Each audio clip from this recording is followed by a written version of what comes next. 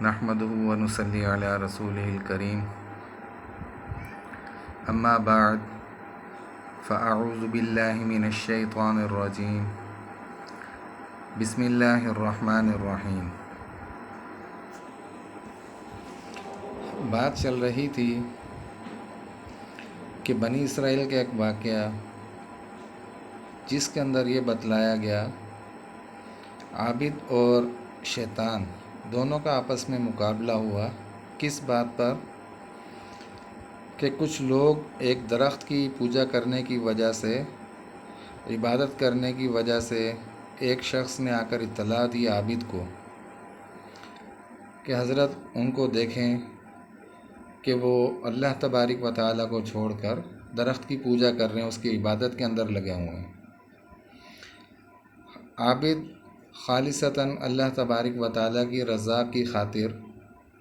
اس درخت کو کاٹنے کے لیے نکلا۔ شیطان سے پالا پڑا درمیان میں،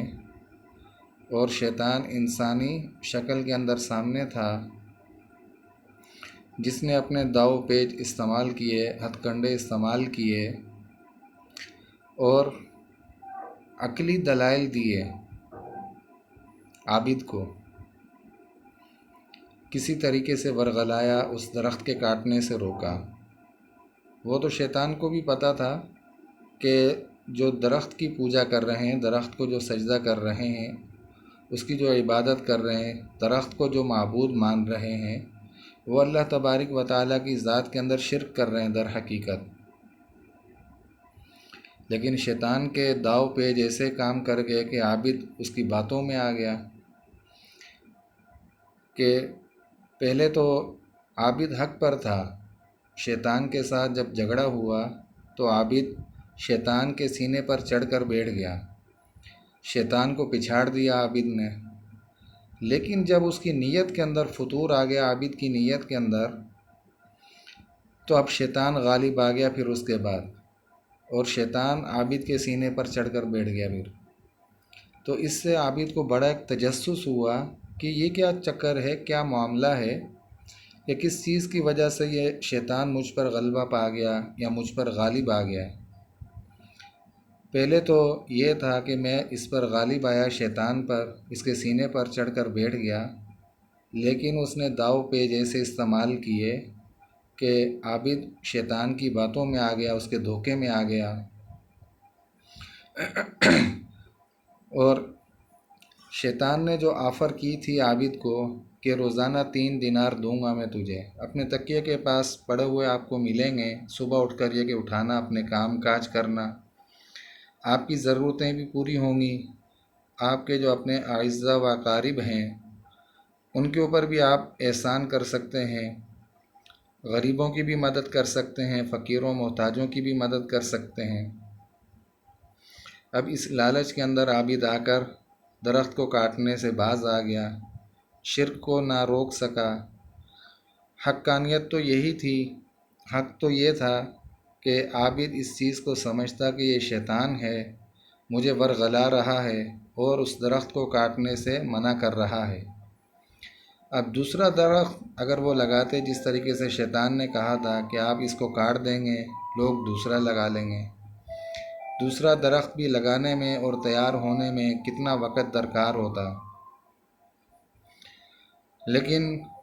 اللہ تبارک و تعالیٰ نے سب کے سامنے یہ چیزیں لانی تھیں، اور عابد اس کے شیطان کے شکنجے میں آ گیا،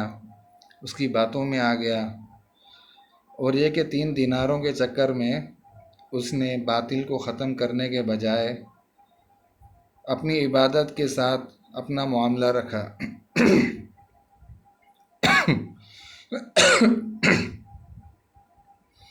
کہ کسی طریقے سے اپنی عبادت کے اندر لگا رہے عابد، ان کو اپنے حال پر چھوڑ دے، اور یہ کہ ایک رات ملے، شیطان رکھ کر چلا گیا، پھر اس کے بعد دوسری رات عابد کو واپسی 3 دینار ملے، شیطان اس کے تکیے کے نیچے رکھ کر چلا گیا تھا۔ اب 3 راتیں تو اس کو 3 دینار ملتے رہے، عابد صاحب خوش، یہ کہ دنیا کے بھی کام چل رہے ہیں اور اپنی ضرورتیں بھی پوری ہو رہی ہیں، پیسہ آ رہا ہے۔ لیکن جس نے راستے میں رکاوٹ ڈالی اس کے بارے میں کوئی سمجھ ہی نہیں آئی عابد کو کہ کس طریقے سے وہ مجھ پر غلبہ پا گیا۔ لیکن 3 دن کے بعد جب پیسے ملنا بند ہوئے تو اس کے بعد عابد نے واپسی کلاڑا اٹھایا، پھر چل دیا۔ اب تو اس میں یہ چیز بظاہر سمجھ میں آتی ہے کہ پیسے نہ ملنے کی وجہ سے وہ اس چیز کو، اس درخت کو جو ہے وہ کاٹنے کے لیے چل پڑا۔ اگر تو پیسے ملتے رہتے تو خاموشی اختیار کر کے بیٹھا رہتا، اور جو لوگ شرک کے اندر لگے ہوئے تھے ان کو ان کے حال پر چھوڑے رکھتا۔ حق اس چیز کا یہ تھا کہ شرک کو روکتا، باطل کو روکتا، لیکن اپنی عبادت کو اختیار کیا عابد نے اور ان لوگوں کو چھوڑ دیا۔ اس امت کے اندر، آپ صلی اللہ علیہ وسلم کی امت کے اندر یہ چیز کہ تم برائی کو روکو، خواہ وہ اپنے ہاتھ کے ساتھ ہو، زبان سے ہو، یا دل میں اس کو برائی کو برا سمجھے۔ لیکن اگر کوئی زبان سے کہتا ہے تو معاشرے والے اس کو برا سمجھتے ہیں کہ یہ برائی سے ہمیں کیوں منع کر رہا ہے۔ یہ کہ اس کو بلیک میل کیا جاتا ہے، پریشان کیا جاتا ہے کہ ہمارے راستے میں رکاوٹیں کیوں کھڑی کر رہا ہے، کیوں ہمارے راستے میں روڑے اٹکا رہا ہے۔ اگر وہ دل سے برا سمجھتا ہے یا دوسروں کو بتلاتا ہے، 2 لوگ ہی ہوتے ہیں کہ جو حق اور سچ کو سننے والے، سمجھنے والے ہوتے ہیں اور اس کو برا کہنے والے ہوتے ہیں۔ اگر زبان سے منع کرے تو اس کے اندر بھی لوگ اس کی برائی کرتے ہیں، ہاتھ سے منع کرے تو اس کے اندر بھی ہے کہ ہاتھا پائی، گالم گلوچ، یہ چیزیں وغیرہ ہوتی ہیں۔ تو آج کل کے وقت کے اندر ہر کوئی یہ کہتا بھائی جو کچھ کر رہا ہے اسے کرنے دو۔ اگر کسی کو کوئی کچھ کہتے ہیں کہ یہ غلط کام ہے، غلط چیز ہے، آپ اس سے باز آ جائیں، وہ بجائے اس چیز کو تسلیم کرنے کے الٹا دوسروں سے جو صحیح بات کہہ رہا ہوتا ہے اس سے لڑنے کے لیے تیار ہو جاتا ہے کہ ایک دوسرے کے اندر ایک دوسرے کی بات کو برداشت کرنا یا حق سچ کو سننا، اس کا مادہ آہستہ آہستہ ختم ہوتا جا رہا ہے لوگوں کے درمیان سے۔ تو اب عابد اس نے کلہاڑا اٹھایا، چل دیا۔ راستے میں پھر وہ شیطان ایک بوڑھے انسان کی صورت میں سامنے آ گیا۔ بھائی آپ کہاں جا رہے ہو؟ عابد نے بتلایا کہ اسی درخت کو کاٹنے جا رہا ہوں۔ اب شیطان نے کہا کہ تم اس درخت کو نہیں کاٹ سکتے۔ یہاں پر یہ وہ چیز بھی کہ جب حجاج بن یوسف بادشاہ بنا، حاکم بنا، تو اس وقت امت کے اندر جتنے بھی ایسے لوگ تھے، خواہ وہ صحابہ کرام کی صورت میں یا تابعین کی صورت میں، کہ جن کی دعا قبول کی جاتی تھی، اللہ تبارک و تعالیٰ جن کی دعا کو رد نہیں فرماتے تھے، اور جس کے خلاف بھی وہ دعا کرتے تو اللہ تبارک و تعالیٰ اس کو ہلاک کر دیتے۔ حجاج بن یوسف کو بھی یہی خطرہ لاحق تھا کہ اس سے پہلے کہ میرے لیے بد دعا کریں، میں ان کو کسی طریقے سے اپنے شکنجے میں قابو کروں۔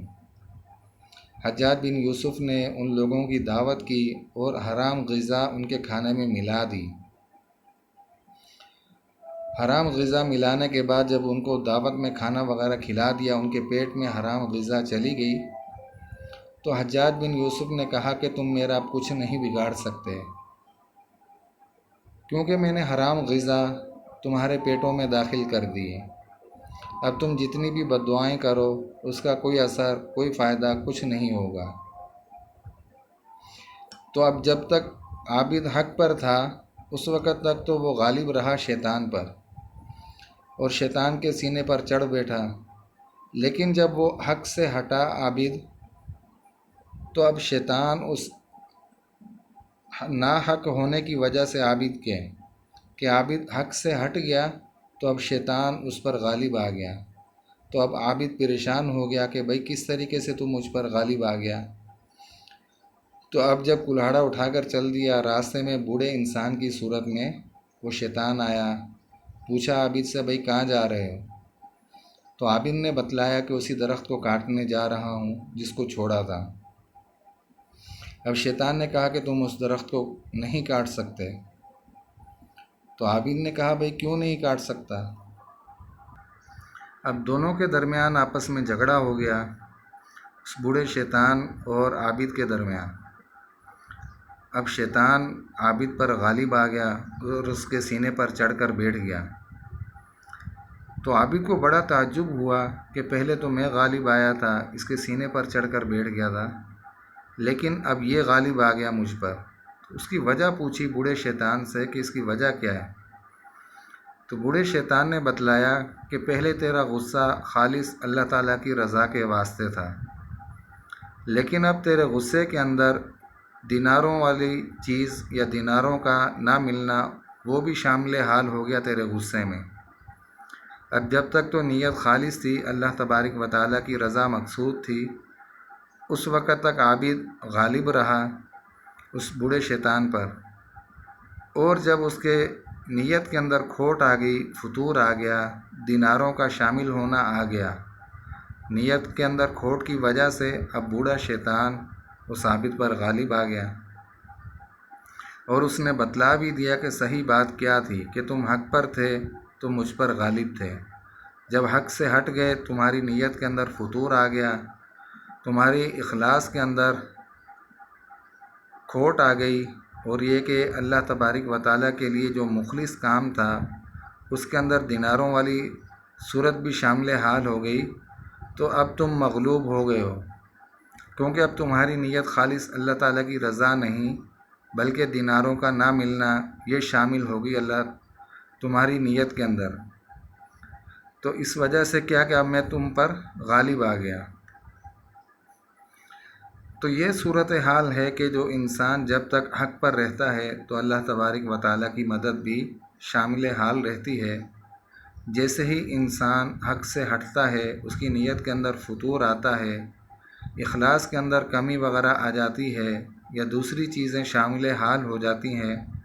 تو پھر اسی عابد کی طرح مغلوب ہو جاتا ہے انسان، شیطان غالب آ جاتا ہے۔ تو شیطان انسان کو ورغلاتا ہے، نیکیوں سے دور کرتا ہے۔ بعض دفعہ ایسا بھی ہوتا ہے کہ انسان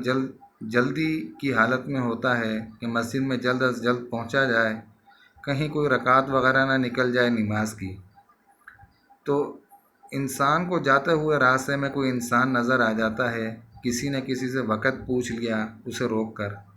یا کوئی مسائل دریافت کرنے لگا کہ بھئی یہ چیزیں آپ بتا دیں ہمیں، یا پھر کسی کے بارے میں معلوم کرنے لگا کہ آپ اسے جانتے ہیں، اس کا صرف وقت ضائع کرنا ہوتا ہے کہ تکبیر اولیٰ اس کی فوت ہو جائے یا پھر اس کی کوئی رکعت وغیرہ نکل جائے۔ لیکن جو اس چیز کو سمجھتے ہیں کہ بھئی میں تو گھر سے نماز کی نیت کے لیے نکلا تھا، وقت بھی کم ہے، اگر میں اس کے پاس رکا یا اس کے سوالوں کے جواب دینے میں مصروف ہوا تو میری تکبیر اولیٰ فوت ہو جائے گی یا کوئی رکعت وغیرہ نکل جائے گی، تو انسان کو چاہیے کہ بغیر رکے وہاں سے چلا جائے،